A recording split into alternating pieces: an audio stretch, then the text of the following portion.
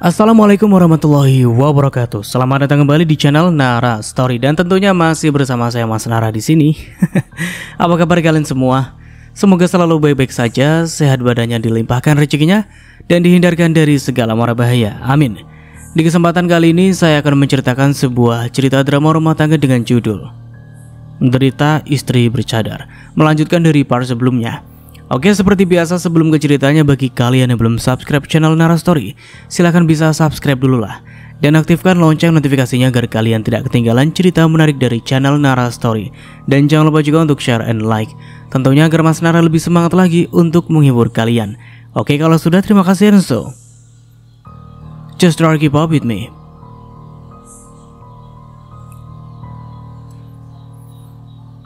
Sore, saya ingin membuat laporan tentang kasus pembunuhan orang tua saya, jawab Aditya tegas.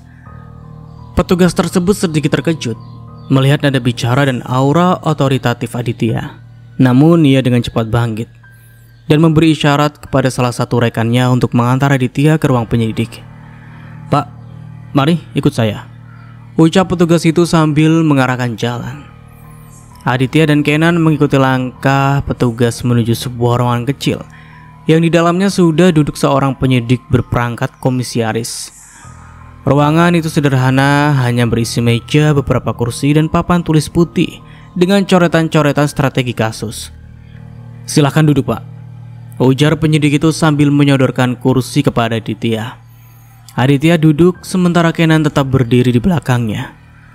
Menunggu perintah lebih lanjut, Aditya langsung mengeluarkan suara tanpa basa-basi. "Saya Aditya Wiratmaja. Saya datang untuk melaporkan pembunuhan kedua orang tua saya. Kasus ini terjadi puluhan tahun lalu dan selama ini terkubur tanpa keadilan. Tapi sekarang kami memiliki bukti," jelasnya sambil melirik Kenan. Kenan langsung merespon dengan menyerahkan map berisi dokumen-dokumen kepada penyidik.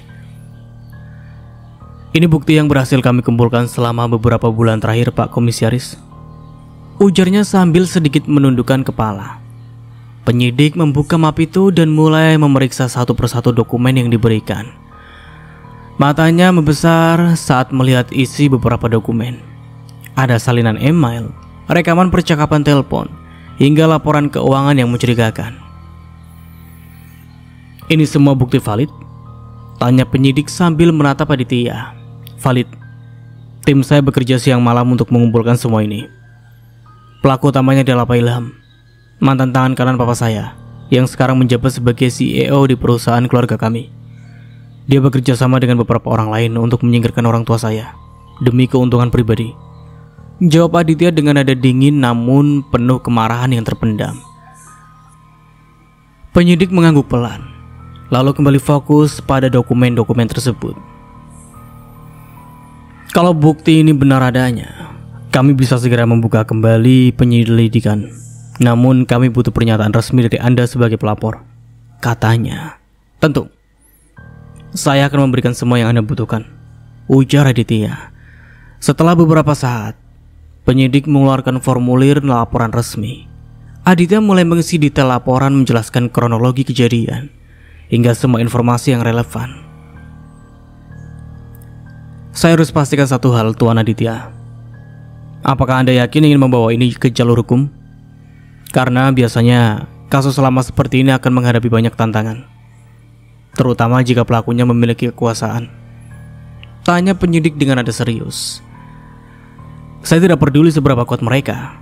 Saya ingin kebenaran terungkap dan keadilan ditegakkan," jawab Aditya tanpa ragu. Penyidik mengangguk, tampak terkesan dengan tekad Aditya.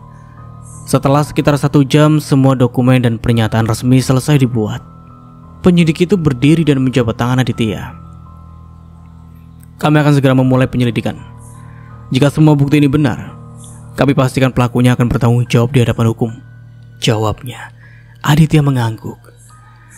"Saya tunggu kabar baik dari Anda. Terima kasih atas kerjasamanya," ujarnya sebelum beranjak keluar dari ruangan bersama Kenan. Di luar kantor polisi, Aditya berdiri sejenak sambil menatap langit sore yang mulai gelap. "Kenan, ini baru langkah pertama. Pastikan semua orang tetap siaga. Kita tidak boleh lengah sampai mereka benar-benar dihukum, katanya kepada Kenan. Siap tuan. Saya akan segera menghubungi tim untuk memantau perkembangan kasus ini, jawab Kenan sambil mengambil ponselnya. Setelah menyelesaikan semua urusannya, Aditya pun segera kembali ke rumah mewahnya. Sebentar lagi ia akan mengambil alih kepemimpinan perusahaan mendiang kedua orang tuanya. Setelah sampai di rumah, Aditya kembali dibuat heran karena tak menemukan keberadaan Aul. Apa dia marah pada aku ya? Bukankah aku punya hak menyentuhnya sebagai pasangan? Adit membatin. Bimirna yang melihat Aditya mematung di ambang pintu utama pun segera menghampiri sang majikan. Ada yang bisa bibi bantu tuan? Aditya menatap Mirna. Di mana Aul? Tanya Aditya. Bimirnya tersenyum licik. Kata penjaga rumah dia pergi sejak subuh tadi tuan. Entahlah, mungkin sengaja menghindari ucap Mirna terjeda karena Aditya telah pergi menjauhinya. Sombong sekali dia. Naila akan membalik keadaan. Tunggu saja tanggal mainnya. Mirna bergumam seolah rencana besarnya pasti akan terwujud. Aditya duduk di tepi ranjang menggenggam ponselnya yang tadi dilempar ke kasur dengan kasar. Wajahnya pun tampak kesal. Sial. Bahkan aku gak punya nomor HP-nya, umpatnya dengan suara geram. Ia memijit pelipisnya mencoba menenangkan pikirannya. Tapi pertanyaan yang sama terus terngiang di kepalanya. Kemana dia sebenarnya? Tanyanya dalam hati meski tentu saja tak ada jawaban yang datang. Belum sempat pikirannya lebih jauh terdengar ketukan di pintu kamar. Siapa? Tanya Aditya dengan nada malas dari dalam. Ini saya tuan. Mau ngasih kabar kalau Aul sudah pulang. Suara Mirna terdengar dari luar. Aditya menghela nafas lega meski tetap ada nada kesal dalam suaranya. Suruh dia ke kamarku sekarang. Ada jeda hening sejenak sebelum Mirna bertanya. Mau ngapain tuan? Aditya langsung bangkit dari duduknya. Mendekati pintu suaranya berubah lebih tajam. Apa urusanmu nanya begitu? Lakukan saja perintahku, bentaknya. Mirna terdiam beberapa detik sebelum menjawab dengan terbata-bata. Baik tuan, saya panggilkan sekarang. Wanita parubaya itu segera turun ke lantai 1. Wajahnya tampak tidak senang. Ia menuju kamar Aul dan tanpa basa-basi langsung membuka pintu dengan kasar. Hei, wanita bodoh kampungan. Kamu disuruh ke kamarnya tuan muda, cepat sana, seru Mirna dengan nada nyinyir. Alih-alih menanggapi, ia memilih mengabaikan hinaan Mirna. Tanpa berkata apapun, ia melangkah menuju tangga. Sikapnya yang tenang justru membuat Mirna semakin geram. Alah, dasar perempuan sombong. Kalau bukan karena tuan muda, kamu pasti udah aku tendang keluar dari rumah ini, gumam Mirna sambil mendengus kesal. Aul mengutuk pintu kamar Aditya. Tak lama terdengar suara dari dalam. Masuk. Ia membuka pintu dan melangkah masuk dengan tenang. Suara Aditya dingin segera menyambutnya. Dari mana aja kamu? Jam segini baru pulang. Kenapa pagi-pagi udah gak ada di rumah? Kamu mau kabur? Atau jangan-jangan kamu mau nyuri barang di rumah ini biar gak ketahuan? Aul hanya menatap Aditya dengan pandangan datar, tapi amarah jelas terpancar di matanya. Aditya melanjutkan dengan senyuman penuh ejekan. Kamu marah? Aku nyentuh kamu. Bukannya kewajiban istri memang harus melayani suami? Jangan sok suci deh. Suasana hening sejenak, lalu suara Aul yang bergetar memecah keheningan. Kamu selalu hebat menuntut tugas orang lain. Tapi apa tugasmu sebagai suami sudah kamu lakukan? Pernah gak kamu bersikap baik sama istrimu? Pernah gak kamu nganggap aku lebih dari sekedar pelampiasan? Kamu pernah mikir gak kalau nyakitin hati istri itu dosa? Aditya mendengus, wajahnya berubah masam. Tutup mulutmu. Jangan banyak omong di depanku. Aku gak peduli apapun yang kamu pikirin. Yang jelas, mulai sekarang dan seterusnya kapanpun aku mau, kamu harus layani aku. Sekarang buka bajumu. Aul terdiam, menatap Aditya dengan mata yang berkaca-kaca. Tapi ia menahan air matanya mencoba tetap berdiri tegar. "Maaf, nggak bisa," jawab Aul dengan suara pelan tapi penuh ketegasan. "Kamu cari aja perempuan lain buat pelampiasan hasratmu." Tanpa menunggu respon, Aul berbalik dan keluar dari kamar Aditya. Pintu kamar itu ditutup dengan keras, nyaris seperti dibanting. Suara pintu yang tertutup menggema di ruangan meninggalkan Aditya yang berdiri mematung. Aditya mengempalkan tangannya. Rasa marah dan kesal bercampur jadi satu. "Berani-beraninya dia bersikap kayak gitu," umpatnya, tapi anehnya suaranya lebih terdengar seperti gumaman. Ia menendang kursi yang ada di dekatnya, tapi tak ada hal lain yang bisa ia lakukan. "Aduh, kursi sialan," umpatnya lagi karena kaki Adit kesakitan. "Gara-gara perempuan itu hidupku sial terus," umpatnya lagi. 2 hari setelah laporan resmi dibuat oleh Aditya, suasana di kantor polisi menjadi lebih sibuk dari biasanya. Tim penyidik bergerak cepat, mengumpulkan dan memverifikasi setiap bukti yang diserahkan oleh Aditya dan timnya. Tak ada ruang untuk kesalahan, terutama dalam kasus sebesar ini. Dalam waktu 24 jam, semua bukti telah diverifikasi. Namun Ilham, tangan kanan mendiang ayah Aditya, muncul sebagai pelaku utama dalam skema kejahatan yang menyebabkan kematian kedua orang tua Aditya. Hari itu sinar matahari pagi mulai mengintip dari balik jendela gedung perusahaan milik keluarga Wiratmaja. Para karyawan sudah mulai bekerja seperti biasa. Namun tak seorang pun menyangka bahwa pagi itu akan menjadi awal dari sebuah peristiwa besar. Sekitar pukul 9.30, suara langkah kaki beberapa pria berbadan tegap memasuki lobi kantor. Mereka adalah tim polisi berpakaian preman yang dipimpin oleh seorang penyidik senior. Mereka tidak datang dengan siren atau pameran kekuasaan, tetapi langkah mereka menunjukkan bahwa misi ini bukan sesuatu yang ringan. Di lantai atas, di ruang kerjanya yang mewah, Ilham sedang duduk santai dengan secangkir kopi di tangan. Pria parubaya itu tak menunjukkan sedikit pun rasa khawatir. Baginya posisinya sebagai CEO memberikan perlindungan yang cukup. Ia merasa tidak ada yang bisa menyentuhnya. Namun keyakinannya itu segera hancur ketika pintu ruangannya terbuka dengan paksa. "Pak Ilham?" Salah satu polisi memanggil namanya dengan tegas. Ilham mendongak. Dahinya berkerut melihat pria-pria tak dikenal memasuki ruangannya tanpa izin. "Siapa kalian? Apa maksudnya semua ini, masuk tanpa izin?" Tanyanya dengan nada tinggi. "Kami dari kepolisian. Anda kami tahan atas dugaan pembunuhan berencana terhadap Tuan dan Nyonya Wiratmaja," ujar salah satu polisi sambil menunjukkan surat perintah penangkapan. Wajah Ilham seketika memucat. Cangkir kopinya jatuh ke meja menumpahkan isinya. "Apa? Kalian gila? Aku tidak melakukan apa-apa," serunya suaranya meninggi. "Kami memiliki cukup bukti untuk menahan Anda. Harap ikut kami dengan tenang," ujar polisi itu lagi. Namun Ilham tidak tinggal diam.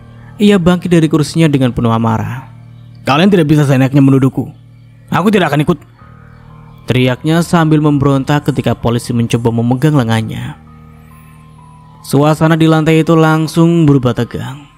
Beberapa karyawan yang mendengar keributan mulai berkumpul di luar ruangan. Penasaran dengan apa yang terjadi, mereka saling berbisik, mencoba memahami situasi. Tetapi tidak ada yang benar-benar tahu apa yang sedang terjadi. "Tuan Ilham, mohon bekerja sama. Jangan mempersulit diri Anda sendiri," ujar salah satu polisi dengan nada sabar meski tegas. Ilham tetap melawan. Ia meronta mencoba melepaskan diri dari cengkraman polisi. Namun perlawanan itu sia-sia. 2 polisi lainnya segera membantunya berdiri dengan paksa dan membrogol tangannya. "Ini tidak adil. Aku tidak bersalah. Ini semua fitnah," Ilham berteriak. Tetapi suaranya justru menarik perhatian lebih banyak karyawan yang kini mulai berkerumun. Dari kejauhan Aditya memperhatikan semuanya dengan diam. Ia berdiri di sudut lorong menyembunyikan ekspresinya yang dingin. Meski tidak berbicara sepatah kata pun, dalam hatinya ia merasakan kelegaan. Langkah pertamanya menuju keadilan telah berhasil. Ilham akhirnya tertangkap. Kenan yang berdiri di samping Aditya menyentuh lengannya perlahan. "Semua berjalan sesuai rencana, Tuan," bisiknya dengan pelan. Aditya hanya mengangguk tanpa menoleh. Matanya masih fokus pada Ilham yang terus berteriak di bawah cengkraman polisi. Pastikan semua dokumen dan data tambahan siap. Kalau mereka butuh, kita tidak boleh lengah. Balasnya singkat, suaranya hampir seperti gumaman. Di lantai bawah suasana semakin riuh. Beberapa karyawan mencoba mendekat, tetapi polisi dengan sigap membubarkan kerumunan. Tolong jangan menghalangi tugas kami, salah satu dari mereka memperingatkan. Ilham dengan wajah penuh amarah dan kehinaan dilemparkan ke dalam mobil polisi. Bahkan ketika pintu mobil sudah ditutup, teriakannya masih terdengar, seolah ingin memprotes ketidakadilan yang dirasakannya. Aditya memejamkan mata sejenak, menarik nafas dalam-dalam. Babak pertama selesai, gumamnya pada diri sendiri. Kenan menatapnya dengan penuh hormat. Apa langkah kita selanjutnya, Tuan? Tanyanya. Aditya membuka matanya dan berjalan perlahan menuju ruangannya. Kita biarkan hukum bekerja. Sementara itu pastikan semua karyawan tetap fokus pada pekerjaan mereka. Kita tidak ingin rumor ini mempengaruhi operasional perusahaan, jawabnya. Kenan menerima instruksi dari Aditya untuk segera mengumpulkan semua karyawan di aula. Dengan cepat ia menyusun pesan singkat melalui sistem komunikasi perusahaan agar setiap divisi mengarahkan seluruh karyawan, termasuk manajer, untuk hadir di aula dalam waktu 10 menit. Semua karyawan tanpa terkecuali segera menuju aula. Ini perintah langsung dari pemilik perusahaan, ucap Kenan kepada timnya dengan nada tegas. Di dalam aula suasana mulai ramai. Para karyawan terlihat bingung, berbisik-bisik mencoba mencari tahu apa yang sedang terjadi. Kenapa tiba-tiba kita dipanggil ke sini? Tanya salah satu staf administrasi. Aku nggak tahu, tapi katanya ini perintah mendadak dari manajemen, jawab rekannya. Roni, yang merupakan manajer pemasaran, tampak memasuki aula dengan sikap percaya diri seperti biasanya. Ia duduk di salah satu kursi di baris depan, dikelilingi beberapa manajer lain. Wajahnya tetap tenang meskipun pikirannya mulai terganggu oleh rumor yang beredar soal Ilham.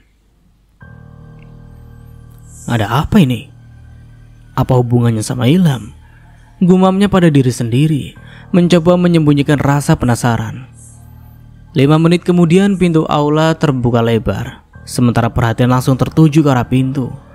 Aditya melangkah masuk dengan tenang mengenakan setelan jas hitam yang rapi. Penampilannya sangat berbeda dari citranya selama ini sebagai office boy. Mata para karyawan membelalak. Aula yang tadinya penuh bisik-bisik langsung sunyi seketika. Aditya menaiki podium kecil di depan aula. Ia berdiri tegak, memandang semua orang dengan tajam. Di belakangnya Kenan berdiri dalam posisi hormat, menunjukkan dengan jelas siapa yang kini menjadi pemimpin sebenarnya. Selamat siang semuanya. Suara Aditya terdengar jelas dan tegas. Saya yakin kalian semua bingung dengan apa yang sedang terjadi. Hari ini saya akan memperjelas semuanya. Ia berhenti sejenak membiarkan suasana tegang melingkupi ruangan. Selama ini kalian mengenal saya sebagai Aditya, seorang office boy di perusahaan ini. Tapi kenyataannya adalah sebaliknya. Saya adalah Aditya Wiratmaja, pewaris tunggal perusahaan ini, dan putra mendiang pendiri Wiratmaja Group. Pernyataan itu langsung memecahkan keheningan. Bisikan-bisikan kaget mulai terdengar di berbagai sudut aula. Seluruh aset perusahaan termasuk posisi CEO yang sebelumnya dijalankan oleh Ilham telah saya ambil alih. Saya adalah pemilik sah perusahaan ini, dan mulai hari ini saya akan memimpin langsung operasional perusahaan. Aditya melirik ke arah barisan depan, di mana para manajer duduk termasuk Roni. Mata Roni melebar, tangannya refleks menggenggam sandaran kursi. Ilham sudah ditangkap polisi atas keterlibatannya dalam kasus yang sangat serius. Untuk kalian yang mungkin terlibat atau punya hubungan dengannya, saya sarankan untuk segera introspeksi. Saya tidak akan mentolerir pengkhianatan dalam bentuk apapun. Seketika aula kembali sunyi. Tidak ada yang berani mengeluarkan suara. Dan satu hal yang ingin saya sampaikan. Jangan pernah meremehkan orang lain hanya karena posisi mereka terlihat rendah. Selama ini saya diam. Tapi sekarang kalian tahu siapa saya sebenarnya. Aditya memberi isyarat kepada Kenan untuk melanjutkan pengarahan terkait transisi kepemimpinan. Ia turun dari podium melewati kerumunan karyawan yang masih tampak syok. Beberapa staf yang dulu sering memperlakukannya dengan tidak sopan hanya bisa menunduk dalam diam. Mereka tidak menyangka pria yang pernah mereka hina ternyata adalah pemilik perusahaan. Sementara itu, Roni mencoba menyembunyikan kegugupannya. Ia masih belum percaya dengan apa yang baru saja terjadi. Kehidupan di perusahaan ini akan berubah drastis, dan ia sadar dirinya berada di bawah pengawasan langsung Aditya mulai sekarang. Aditya meninggalkan aula dengan kepala tegak. Hari ini adalah hari di mana ia membuktikan dirinya sebagai pewaris sah keluarga Wiratmaja. Tidak ada lagi yang bisa meremehkannya. Oh my god, kenapa ini baru terungkap setelah aku menikah dengan Mas Roni? Sial. Andai aku bersabar sedikit saja, pasti aku yang jadi Nyonya Aditya. Aku akan merebutnya dari Aul, bisiknya di dalam hati penuh tekad. Sementara itu, di usai meeting, Roni duduk di kursinya. Wajahnya tampak tegang, tangannya menggenggam kepala yang terasa berdenyut hebat. Pikirannya bercabang, tak bisa fokus setelah rapat tadi. Sosok Aditya yang tiba-tiba muncul sebagai pewaris perusahaan benar-benar membuatnya terguncang. Sial, kenapa dia harus muncul sekarang sih? Gumam Roni dengan suara rendah sambil mengusap wajahnya dengan kasar. Dia tahu dirinya tidak bersih. Kesalahan fatal yang pernah ia lakukan bersama Ilham kini seperti bom waktu yang siap meledak kapan saja. Kalau Aditya sampai tahu, bukan hanya posisinya sebagai manajer pemasaran yang terancam, tapi seluruh hidupnya bisa hancur. Roni bangkit dari kursinya, mondar-mandir di ruangan sambil memikirkan langkah selanjutnya. Dia ingin menemui Ilham, tapi situasi sekarang terlalu beresiko. Polisi sudah menciduk Ilham dan entah apa aja yang sudah diungkapkan pria itu di bawah tekanan. Apa Pak Ilham bakal buka mulut ya? Apa dia akan menyebut nama aku? Pikir Roni panik. Ia mencoba menenangkan diri, tapi kepalanya terus berdenyut semakin keras. Roni menarik nafas panjang, mencoba mengalihkan pikirannya. Namun suara ketukan di pintu membuyarkan segalanya. Masuk, seru Robi dengan nada sedikit keras.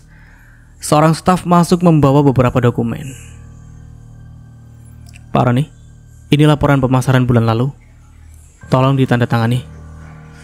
Taruh aja di meja, saya lagi sibuk, jawab Roni ketus tanpa melihat ke arah staf itu.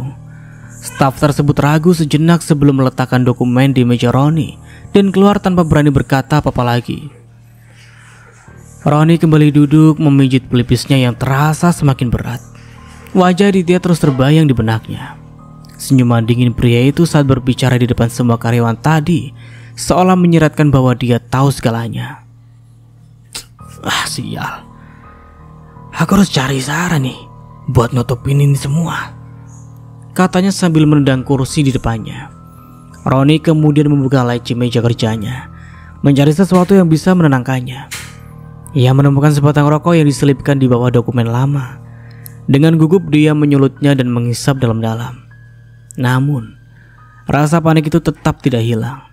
Bahkan semakin bertambah ketika dia membayangkan skenario terburuk yang bisa terjadi. Jika Ilham membuka mulut, nama Roni pasti akan terseret. Roni berdiri berjalan menuju jendela kantornya. Ia memandang keluar dengan mata kosong. Pikirannya kembali berputar. Kalau saja Ilham bisa diam, semuanya masih bisa dikendalikan. Tapi kalau Ilham buka mulut, Roni harus siap kehilangan segalanya. Aduh, aku gak bisa cuma duduk diam. Harus ada yang aku lakuin sebelum semuanya terlambat, gumamnya dengan suara parau. Dengan langkah tergesa, Roni meraih jasnya dan keluar dari ruangan. Tujuannya belum jelas, tapi dia tahu dia tidak bisa terus terjebak dalam kebimbangan seperti ini. Sore harinya selepas pulang bekerja, Caca memilih untuk menemui Aul di rumah bapaknya. Aul di mana? Tanya Caca saat membuka pintu rumah bapak tirinya. Caca yakin kalau Aul ada di rumah ini. Ngapain kamu nanyain Aul? Apalagi yang mau kamu lakukan pada adikmu itu? hardik Bapak Aul dengan nada tajam. Caca mendengus kesal. Dia bukan adikku. Sebentar lagi ibu akan menceraikan Bapak, dan kita bukan keluarga lagi, jawabnya dengan suara angkuh. Dengan senang hati, Bapak dan Aul akan menunggu hari itu tiba. Penyesalan terbesar Bapak adalah pernah menyayangimu seperti anak Bapak sendiri, ucap pria parubaya yang duduk di kursi roda itu dengan nada penuh penyesalan. Sayang? Jangan ngaco deh Pak. Bapak gak pernah sayang sama Caca. Bapak itu cuma sayang sama Aul. Udahlah, kita gak punya banyak waktu. Cepat katakan di mana Aul, serunya dengan suara meninggi. Aul yang baru saja selesai sholat segera keluar dari kamar untuk menemui kakaknya. Ia pun bertanya dengan nada dingin. Ngapain kamu datang lagi ke sini? Caca tertawa terbahak-bahak. Kamu tahu, aku cuma mau ngasih peringatan awal ke kamu. Sebentar lagi aku akan merebut Mas Aditya dari tanganmu. Kamu nggak tahu kan rahasia besar yang selama ini disembunyikan Mas Aditya? Demi apapun aku menyesal menikah dengan Roni. Sementara Aditya adalah pria yang selama ini aku idam-idamkan jadi suami, ucapnya penuh ejekan. Astagfirullah. Aul dan bapaknya terkejut mendengar ucapan Caca.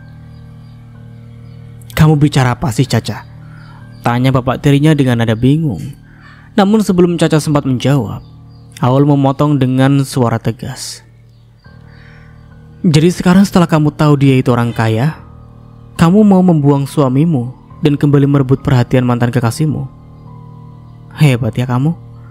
Tapi aku tidak akan pernah menghalangi niatmu itu.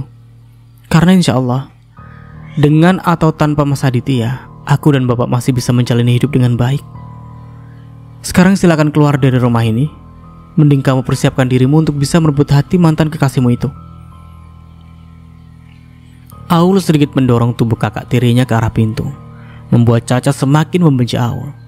Awas saja kamu ya, aku benar-benar akan merebut Mas Aditya dari tanganmu. Jadi selama ini kamu sudah tahu dia itu orang kaya, tapi kamu diam saja. Dan aku yakin, sampai kapanpun, Mas Aditya gak akan pernah suka sama kamu. Karena yang dia cintai adalah aku, hanya aku, ucapnya penuh percaya diri. Namun tawa itu setelah melihat seseorang di halaman depan rumah bapaknya Aul.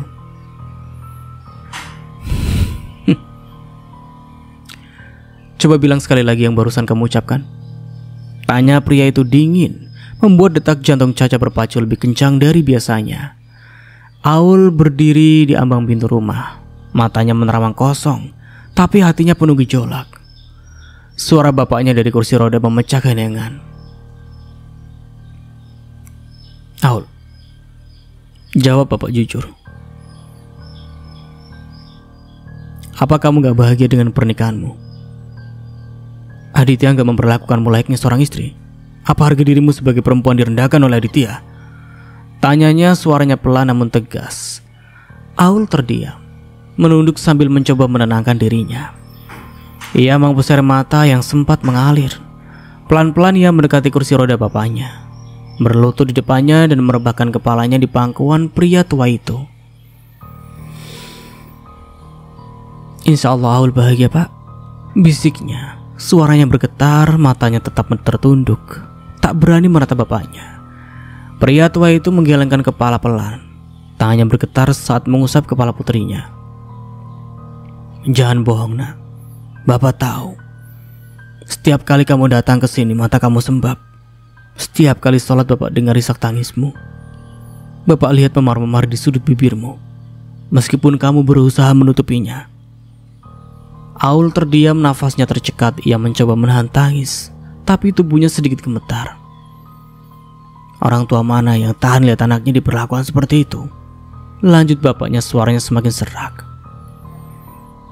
Bapak merasa harga diri bapak diinjak-injak Aul. Jawab, apa benar yang Caca bilang tadi? Apa benar dia orang kaya? Aul mengangguk kecil, lalu menjawab dengan suara pelan. Iya pak, dia orang kaya. Dia pemilik perusahaan Wiratmaja Group. Selama ini dia cuma menyamar jadi OB untuk nyari kebenaran soal keluarganya. Mas Adit melarang Aul kasih tahu siapapun termasuk bapak. Pria tua itu menarik nafas panjang, matanya mulai memerah. Kalau dia benar-benar orang kaya, kenapa dia nggak memperlakukan kamu dengan baik? Kenapa dia nggak menjalankan kewajibannya sebagai suami? Aul, kamu bahagia nggak jadi istrinya? Pertanyaan itu seperti beban berat yang menghantam hati Aul. Ia tahu itu aib rumah tangganya, sesuatu yang tak ingin ia umbar, apalagi kepada bapaknya. Tapi ia juga tak ingin berbohong dengan suara yang gemetar dan penuh tangis yang ditahan. Ia menjawab, "Insya Allah, Aul bahagia, Pak." Pria tua itu memejamkan mata sejenak, menarik nafas dalam-dalam. "Berarti kamu gak bahagia, Aul. Aul, bawa bapak ketemu Aditya. Bapak harus bicara langsung sama dia." Aul menoleh, matanya membulat penuh kekhawatiran. Tapi tatapan bapaknya tak bisa ditolak. Itu perintah yang tak mungkin dilawan. Aul hanya bisa mengangguk pelan sambil menggigit bibirnya, mencoba menyembunyikan rasa takut dan gelisah di hatinya. Aul duduk di lantai bersandar di kaki kursi roda bapaknya. Matanya menatap ke bawah, seolah mencari kekuatan dari lantai dingin itu. Sementara bapaknya hanya diam, menunggu penjelasan dari putri satu-satunya. "Pak, Aul mohon jangan ikut campur dulu soal ini." Pria tua itu mengurutkan kening, tatapannya tajam namun penuh kasih. "Aul, Bapak gak bisa diem aja lihat kamu diperlakukan kayak gitu. Kamu anak Bapak satu-satunya. Aul ngerti, Pak. Tapi ini urusan rumah tangga Aul. Urusan Aul sama Mas Adit. Aul yang harus menyelesaikannya sendiri." Pria tua itu menghela nafas panjang. "Tapi Aul, kamu terus-terusan nangis. Setiap kali kamu kesini mata kamu sembah. Bapak gak tahan, nak. Kamu pikir hati Bapak gak sakit lihat kamu kayak gitu?" Aul menggigit bibir bawahnya, menenar mata yang sudah menggenang. "Pak, Aul kuat. Aul bisa ngatasin semuanya. Kalau memang nanti gak ada jalan keluar, kalau memang udah gak bisa diselamatkan lagi, Aul sendiri yang bakal ambil keputusan buat pisah." Pria itu menggeleng pelan. "Aul, kamu yakin bisa? Kamu tahu kan Bapak cuma khawatir kamu terlalu banyak pikul beban. Bapak ini udah gak bisa apa-apa, cuma bisa ngomong. Jadi jangan salahin Bapak kalau Bapak mau mencoba untuk bantu." Aul tersenyum kecil, meskipun hatinya masih terasa berat. "Aul ngerti, Pak. Tapi masalah ini terlalu receh buat Bapak pikirkan. Bapak udah cukup mikirin kesehatan Bapak sendiri. Biar Aul yang urus semuanya." "Aul, Bapak cuma gak mau kamu merasa sendirian." "Aul gak pernah merasa sendirian, Pak. Selama Bapak masih ada, Aul tahu akan selalu punya tempat untuk pulang. Tapi Aul butuh Bapak percaya sama Aul. Aul tahu apa yang harus Aul lakuin."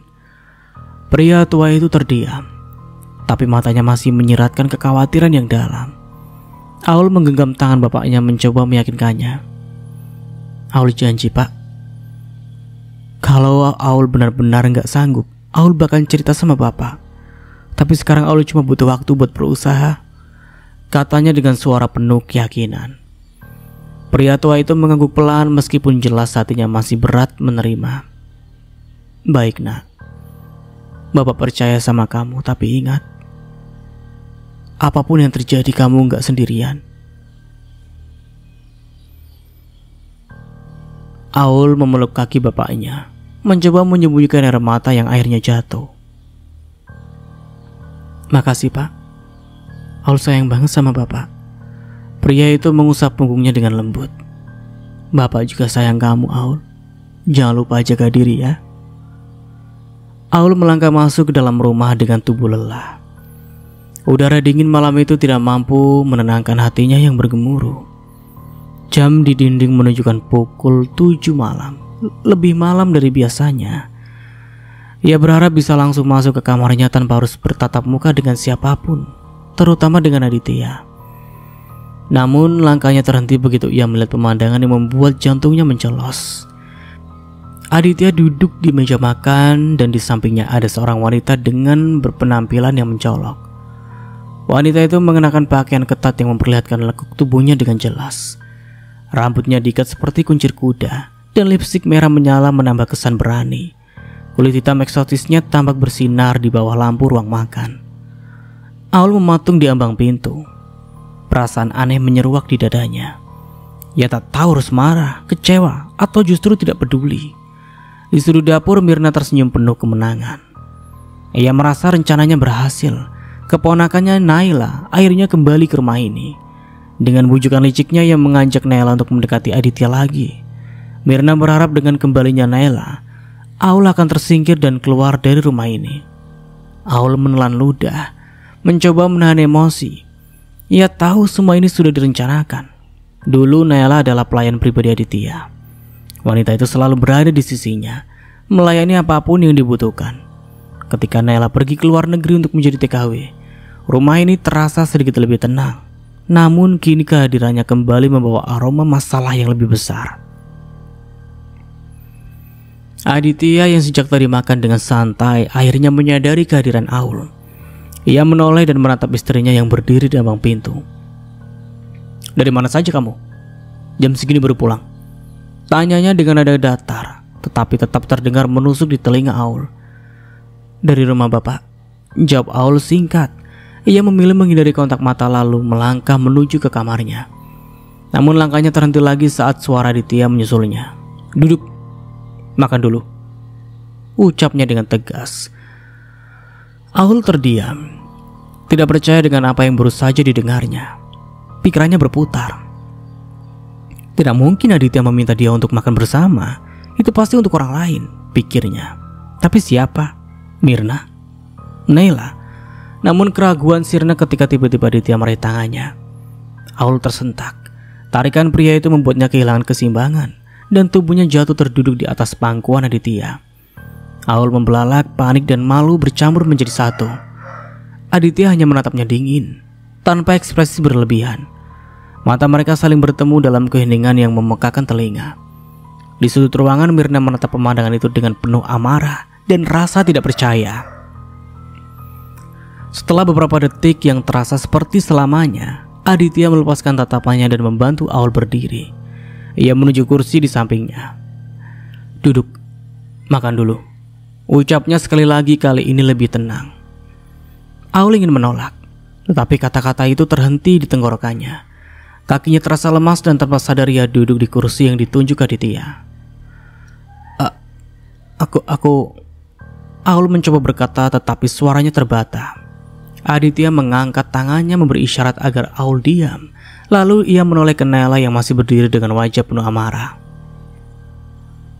"Tolong ambilkan makanan untuk istriku," ucapnya datar tetapi tegas. Mata Naila membulat, tidak percaya dengan apa yang baru saja ia dengar. Naila masih mematung di tempatnya. Matanya menatap kosong ke arah Aditya yang memberi perintah. "Cepat siapkan makanan untuk istriku," ulang Aditya dengan nada yang lebih tegas. Demi apapun, Naila merasa harga dirinya diinjak-injak. Ia datang ke rumah ini dengan harapan besar, tapi kenyataannya ini benar-benar menghancurkan egonya. Rasa benci mulai membakar dadanya. Tetapi ia hanya bisa menahan diri, tidak berani melawan. Aditya beralih menatap Aul. "Sayang, buka saja cadarnya. Tidak akan ada pria yang berani masuk ke ruangan ini.